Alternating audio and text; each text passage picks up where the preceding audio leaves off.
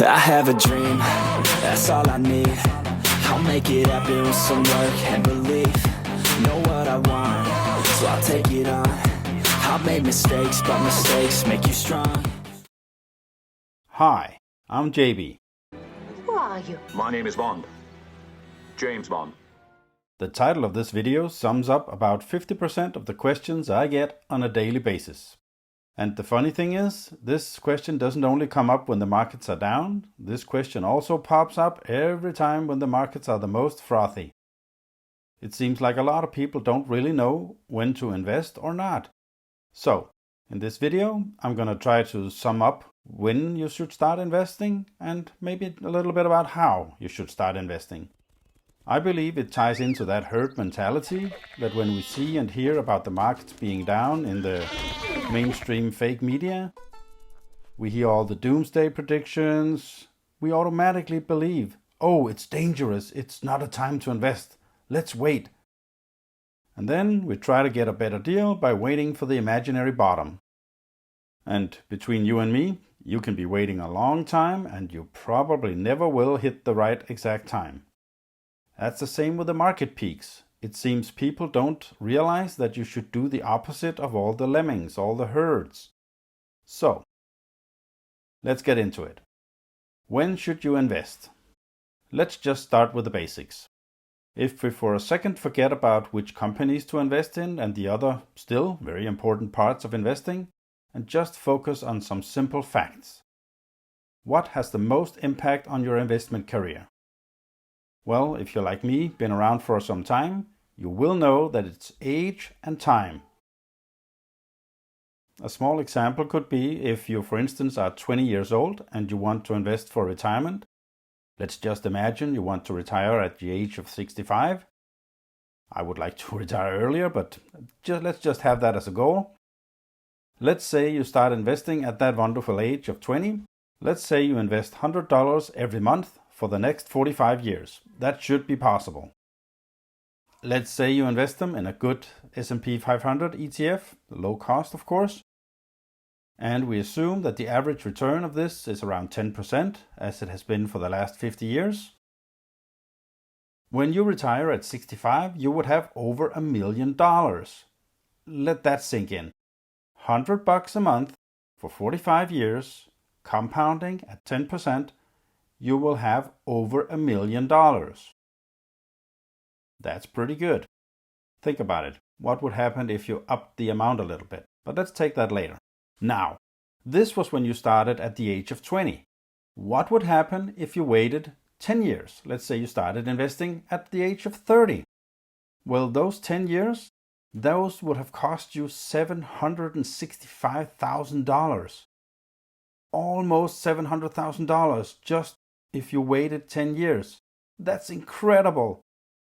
What's the takeaway here? Start investing now. Time is your friend. Let's just look at a little graph I made. Let's see what the amount needed according to your age to reach that retirement age. And as you can see, time is on one of the most important factors. Well, aside from the point, don't lose any money part, but we kind of negated that with investing in an S&P 500 ETF. As the old saying goes, the best day to start investing was yesterday. The second best day is today. And that's because time matters. Compound interest needs two things: money consistently being put in and time. Oh, and before you start commenting about the value of timing the market, take a look at the well-known fact that timing the market is almost impossible to do, and even then it actually doesn't amount to more than the magic of compounding. See my other videos on that. Okay, now you made the call and want to invest, and let's say you stay with the S&P 500 ETF. Consistency is key. As a guy once told me, if you go to the gym 3 times and work out for 3 hours every time, you actually won't see any results. But if you train every day for just 20 minutes, you will see results very fast. Here it's explained by the great Simon Sinek. It's actually very wise words. Right? If you go to the gym and you work out and you come back and you look in the mirror, you will see nothing. And if you go to the gym the next day and you come back and you look in the mirror, you will see nothing, right? So clearly there's no results, can't be measured, it must not be effective. So we quit, right? Or if you fundamentally believe that this is the right course of action and you stick with it, you commit yourself to the regime, the exercise. You can screw it up. You can eat chocolate cake one day, you can skip a day or two. You know, it allows for that. But if you stick with it consistently, I'm not exactly sure what day, but I know you'll start getting into shape. I know it. It's not about the events. It's not about intensity. It's about consistency, right? You go to the dentist twice a year, your teeth will fall out. You have to brush your teeth every day for 2 minutes.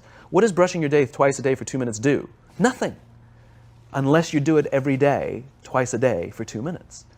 Right? It's the consistency. Going to the gym for 9 hours does not get you into shape. Working out every day for 20 minutes gets you into shape. So, start as early as you can and be consistent. No matter what the market is doing, no matter what the interest rates are, no matter what the media is telling you, no matter what, you stick to the plan and be consistent. And you will see results, and as compounding starts to work, you will see amazing results. Peter Lynch says it's well, so let's listen to him. In the stock market, the most important organ is the stomach. It's not the brain. There's always, on the way to work, the amount of bad news you can hear is almost infinite now. So the question is, can you take that? I mean, do you really have faith that 10 years, 20 years, 30 years from now, common stocks are a place to be? If you believe in that, you should have some money in equity funds. I mean, it's a question, what's your tolerance for pain? I mean, the stock market's a very good place to be, but I can toss a coin now. Is it going to be lower 2 years from now? Higher? I don't know. More people lost money waiting for corrections and anticipating corrections than the actual corrections. Well, you ought to look in the mirror every day and say, what am I going to do if the market goes down 10%? What do you do if it goes down 20? Am I going to sell? Am I going to get out? If that's your answer, you should be reducing it today. So, there's no time like the present. Start investing now and don't stop. Don't ever stop. Keep being consistent and trust me, you will eventually win. I hope you found some value in this video, and if you did, please hit the like button. It gets the almighty algorithm to promote this video to others. Warren Buffett's good old investment partner, Charlie Munger, has also a couple of words on that, and trust me, those guys have been doing it for a lot longer than any of us, and their performance speaks for themselves. How worried are you by the declines in the share price of Berkshire Hathaway, the difficulties the company's in? This is the third time that Warren and I have seen our holdings in Berkshire go down top tick to bottom tick by 50%. I think it's in the nature of long-term shareholding with the normal vicissitudes in worldly outcomes and in markets that the long-term holder has his quoted value of his stock go down and then by, say, 50%. In fact, you can argue that if you're not willing to react with equanimity to a market price decline of 50% 2 or 3 times a century, you're not fit to be a common shareholder, and you deserve the mediocre result you're going to get compared to the people who do have the temperament, who can be more philosophical about these market fluctuations. On that note, I'll end this video. Remember to invest in you. The more you learn, the more you earn. If you found some value in this, I hope you will give this video a like. Maybe even subscribe to the channel and help me out a lot. Have a nice one. Bye. I have a dream, that's all I need. I'll make it happen with some work and belief. Know what I want, so I'll take it on. I've made mistakes, but mistakes make you strong. Let's break it down for a minute. I want the crown, I'm gon' get it. You hear me loud, man, I'm winning. Yeah, Charlie Sheen will be grinning. These ladies know that I'm sinning, and this is just the beginning. I'm closing in the ninth inning, there ain't no point in resisting.